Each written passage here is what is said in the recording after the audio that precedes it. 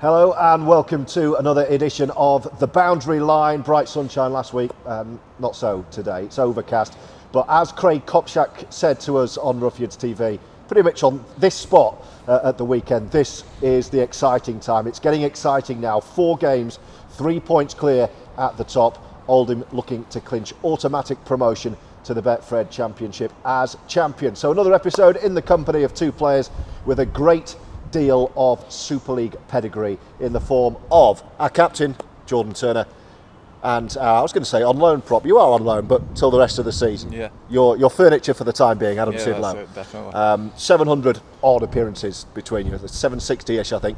400 of them almost for you, a milestone actually. We'll come on to that at the weekend. 400 games up for Jordan Turner. Let's debrief first of all on Sunday here. Great win against the Midlands. Are you all right, first of all? Because you were kind of bending over in a lot of... just caused a problem and my Netflix have switched off and Jordan Turner lovely got into me. He was giving it me on the sideline telling me to get back in the line. So you were trying to come off and he was sending you back up? No, I was trying to get back. He's like, get in the line. He was half in between. My theory is if you're down, stay down. Well, I weren't down. I was trying to get back. That's it. If you stood up, get in the line. So yeah. Yeah. But also my thing is, you're the only one who knows you're injured, so don't make it obvious to the opposition. Like if you're in the line, they don't know you're injured. There you go. There's one for you. But if you're bending over like this, anyway, you're okay. Yeah. Well, we'll see how you train we'll later. See how I train today. I asked Sean Long on Tuesday actually when I interviewed him at training, and he said he thought it was just old age, your injury, and that you were going to be all right. I think he's probably bob on with that. We'll go with old age. Did you two play together, by the way, at Salford? Yeah, long time ago, many moons ago. Yeah. 2009. 8 and 9. 8 and 9. 8 and 9, yeah. Right, maybe get onto that in a moment. What about the performance here on Sunday? It was a game you really had to do it tough against a potential banana skin in Midlands, and you lost, well, present company included, you lost 4 players, including Elijah Taylor before the game. Yeah. You were really down to the bare bones. Sean was really, really proud of you guys. What did you feel as captain? Yeah, I was proud of the team as well. I think when we played them away last time, I think it was touch and go whether we was going to get beat. Obviously they had the man sent off and that helped us out significantly, because I think before that the game was touch and go. Midlands give us a really good game, so at this stage of the season you put 30 points past the team and you hold them to 0. I'd say that's pretty perfect in my opinion, so really happy with the result. But again, every week's just like a grand final now. It gets a bit boring saying it, but it is. We just need to keep winning now until we're secure. And do you feel a responsibility as skipper to keep drumming that in? You know, I had the privilege of being in some of your team meetings, and you always stand up and you always say your bit, and that's what you're kind of drumming in. It's like we put so much into this, we don't let it go now. Yeah, of course I do. It's sort of been a 12-month process. I had to win the boys' trust over first, then to be able to be at this stage now where I do say things, the boys will actually listen to me. So yeah, I feel a massive responsibility at the minute in keeping our mindset right. Obviously that's an individual thing, but I feel like I've gained the respect of the lads, so they know now if I can spot something, then they'll react to it. And you're a leader. I can see that in the short time you've been here as well. You're a big frame on the pitch. You're a big character as well, and you've got all the experience as JT does. So you will pass on your expertise as you have done already. Yeah, I try and pass on as much as possible. Like you said, 760 games, so there's plenty of experience there, so you can help those players. But I would just say that with being at the top, you're always someone wanting to knock you down. Keith came here, Midlands, everybody wants to beat you. So if you're not on top of your game, which I would say, and probably JT agrees, against Rochdale, they played well. We didn't turn up and they nearly beat us, and that could have been that banana skin what he was talking about. Is that the big risk, really? And you know, we've talked before about complacency, and I don't think I've ever seen that in this squad. But the fact is, as Adam says, you're there to be shot at because you're leading the way, you're winning every game, you're assembling a squad which many people think is probably too good for this league because there's a plan and there's a project. Everyone wants your scalp. Everyone wants to beat Oldham. Yeah, well, I don't really believe in the theory that the squad's too good for this league, because the way that I see things, and I've always seen it throughout my career, I've been at the lower teams playing the top teams as well. It's just at the end of the day when you get on the pitch, it's 13 blokes against 13 blokes at the end of the day, and anything can happen. So I just think that we have come with the right attitudes throughout the year, and I also don't like the words banana skins because, as I said, people can beat us. We're not unbeatable. That's been proven. We've been beat. So I think commend everyone on their attitude for this year, because we could have lost a few more, but we overcome a few, like at Rochdale and Midlands, and there might be a couple before the end of the season. We just need to make sure that we get them wins. Yeah. That's a fair point, actually. The term banana skin could actually be disrespectful. That's nothing against. Yeah, it's nothing against anyone, but yeah. It's just not something that I like saying, because, like I said, Midlands had some good players at weekend, and so did Rochdale, and I'd never go into a game underestimating thinking someone that I'm the person that can slip on the banana skin. That makes sense. Yeah, for sure. What have you then? Let's talk a bit more generally. What have you made of it? You've been here a month or so. What have your impressions been of this team and this club? They've assembled a great squad. The training's hard. It's not too dissimilar to what we do. It's not full time, but when they go in the gym, they work hard. They've got videos what they do, exactly what we do, and when they're on the field, there's high levels of skill all the way through it, and it's quality. So I'm really enjoying being here, and I want to add a bit more. But unfortunately, we're back in contact the weekend. But we'll see if I get through training, add a bit more, and hopefully help Oldham get where they should be with the squad that they've got. Yeah, I really felt for you actually the weekend, because the reason you've come here is to get that game time back up because of the injuries that you've had that have kept you on the sideline from Salford. So the last thing you want now is to be playing and other things to start happening. Yeah, I think it comes hand in hand with being injured early in the season and then trying to rehab and get through, and then I turn my eyelid and then I'm not on the field as much as well. So when you do stuff like that, at my age, you need that continuity of being on the field, and when you've not got it, you pick up little niggles, which you do. Hopefully with a good pre-season I can get another deal and sort something out. Yeah, I was going to ask you what your contract situation is, and I don't want to be doing the job of your agent or Mike Ford or Bill Quinn, but where are you after the next couple of months? I've not sorted anything. I've not spoke to anyone. I'm my own agent. I'm not trying to sell myself. I just want to enjoy these last few games with Oldham. There's a couple of games left at Salford, so try and get back in there. Maybe play one last game for Salford, because I don't think it's going the best there, obviously. But we'll just take it from there. I think with a good pre-season, I can do a job, and would love to do a job in the Championship if possible. What's he added, JT, since he's been here?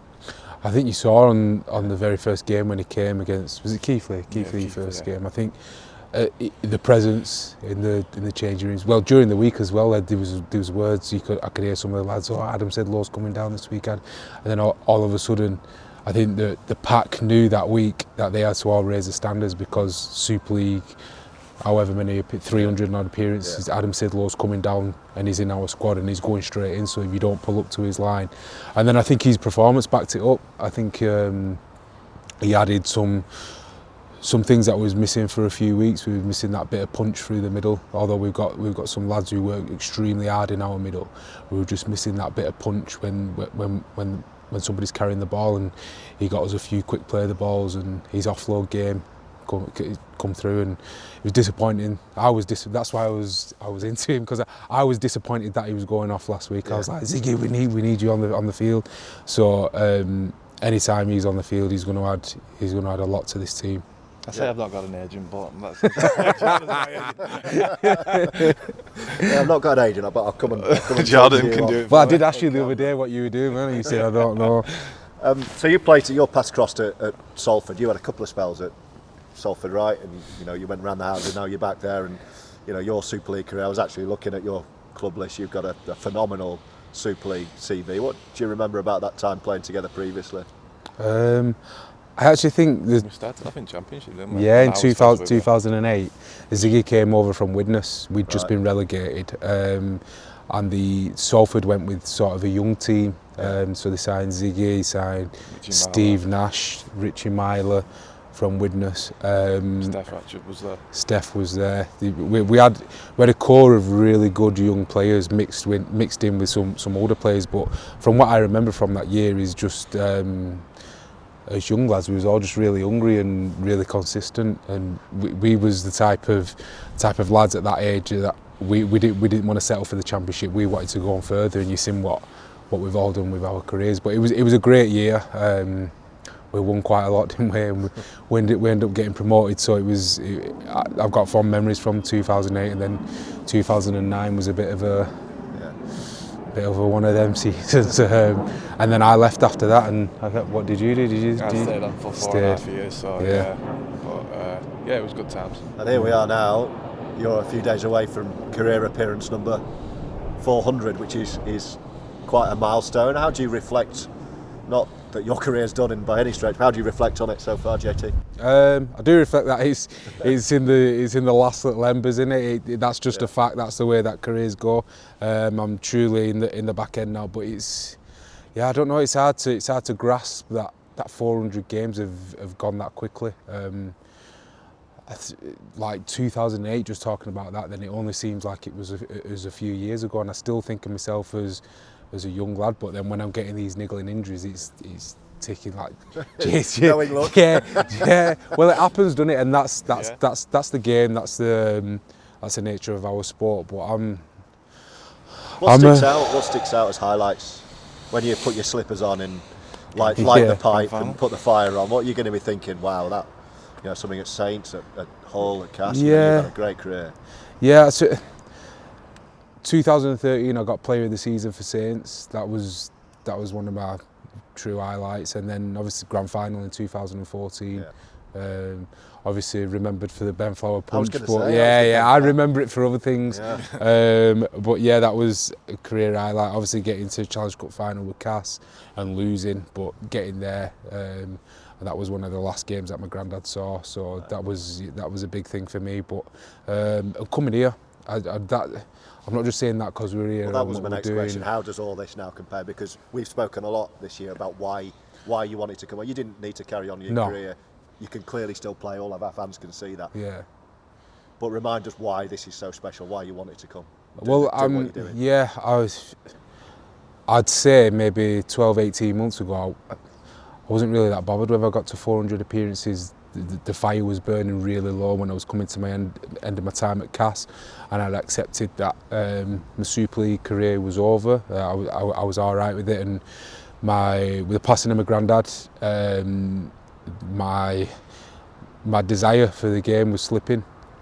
But then this happened. It was like divine intervention. That Oldham for 30 years had been stagnant, no money pumped into him, and then all of a sudden I'm coming to the end of my career and my granddad's passed away, a big, massive Oldham fan, and now I get to come to Oldham. So it's reignited my passion for the game, and I'm enjoying getting out there every week. And for me to do 400 for Oldham's it's something that if you would have said to me at the start, I would have said it's not possible. That's not possible. So I feel very, I wouldn't say content because I've still got stuff that I want to do here, but I'm really happy. It's actually really moving, Adam. Yeah. Listening to that, for everything we're doing on and off the pitch, obviously what you guys are doing on the pitch, but this big project to try and achieve the dream that JT so eloquently outlined there. How aware are you, as someone who's just come in? You said to me just before we started filming, it's like, this didn't look like this last time you were at Boundary Park. Yeah. How aware are you of everything JT's just said and what this is all about for us here? Well, I can imagine with him being an Oldham lad, it's massive for him to be captain here, getting them promoted, having a good season in Championship next year. Well, hopefully get promoted. Have a good season in Championship. It must make him proud. And like I said, I think it was 2007 when I played here. The stands were different. There weren't as many fans, and it didn't seem like it was going places. But they've pumped some money in, and unfortunately in rugby league that's what you've got to do. It's not football. If you don't do that, you can see clubs go by the wayside. So when I spoke to Longy, I was more than happy to come here, especially with him being at the helm. Yeah, it almost feels like that perfect mix. We've got the loyalty and the financial backing of our chairman Bill Quinn along, and his passion as well, and the vision and passion of an Oldham hero in Mike Ford. And then underneath, you mentioned Sean Long, a guy who wants you to play the kind of brand, JT, of rugby league that you'll want to play as players, but the fans will want to come and watch. When we talk about getting fans back here, that's got to be the best way to do it. Entertain them. Yeah, well, referencing there to Longy, I I think you'll get people that won't even know what type of rugby Longy plays. Just the fact that they hear Longy's coach and he wants you to come and play for him, they'll just automatically say yeah. And I think that was sort of Mike's vision, that he wanted that kind of coach who could pull people in like that. But then again, the rugby, it's just, this year's just been, as people have been able to see, I think Oldham back in the day had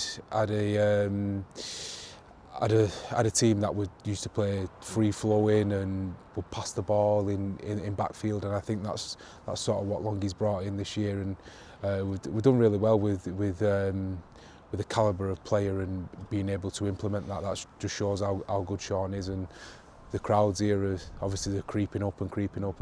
So we're doing right things, and we're going in the right direction. Yeah, that's been one of the most pleasing aspects. I guess the away support as well. The kind of away support has been the similar size to what the home support used to be. I'm thinking of, the one bad game you've had in terms of defeats was the Keighley game. Yeah. But what a positive in terms of that crowd. Yeah, was immense, wasn't it? Yeah, and against Rochdale. Well, that was a home game, wasn't it? Yeah, nothing against Rochdale, but if you looked, I think we took, how many did we take? Oh, it was over 1,000, weren't it? Well, it somewhere between 1,000 and 1,500. Yeah, so it felt like an home game for us, and that, that probably is what brought us home in the end. Yeah. The fact that we had that backing. Yeah, Sean Long's been really keen to stress that this week. This is the time of the season that these guys and the entire club needs the fans. 4 games left, 3 points the title lead, and 3 of those 4 games left are here. So Bill Quinn actually in Total Demolition, the main club sponsors, doing this subsidised ticket deal. If you buy those 3 remaining home games, you'll get the last one, which we hope will be the trophy lift and the party, we hope, if we get the job done. That's available half price, so that ticket offer is available right now, with thanks to Bill, who we mentioned, and the club, to try and get this done. Let's focus finally, guys, on the running. It is the running now. It's the exciting stuff. We've got Keighley at their place. A few wrongs to right in a couple of weeks, but we won't mention the banana skin word, even though I've just done it. Yeah. We've got another game here before that, and you've got to make sure against Newcastle, who everyone will think, Oldham will turn them over, absolutely hammer them. You've still got to go and play a very, very brutal sport for 80 minutes. So what's the focus been this week to making sure that everything remains bang on?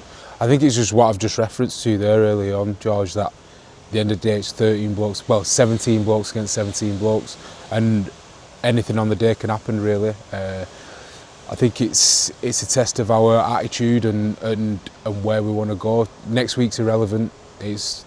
That's in the future. We're not in control of that at the minute. All we're in control of is this week. I think Sean's hammered home this week that our attitude needs to be bang on. And it will be, won't it? Because that's what this team, this club and this sport is all about, making sure that when you put the hard work in, it doesn't go to waste. I feel as though with picking a few injuries up as well, it gives other lads an opportunity, so when they come in, they bring that energy. It's a long travel up to Newcastle, so like you say, it's not a guarantee. Got to go up there, work hard and get them 2 points. It's here. Is it here? Yeah, it's here. I thought it was at Newcastle. No, it's here, mate. Leave that in.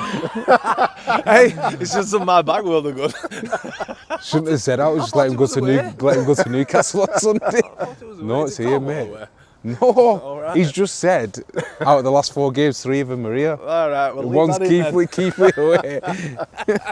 Forget that. Yeah. Come here and fill ground. There you go. There you go. He doesn't need an agent when he's that much of a salesman. And you've got a big smile on your face, Yeah, which is what I wanted from this piece. It's been great to see you both.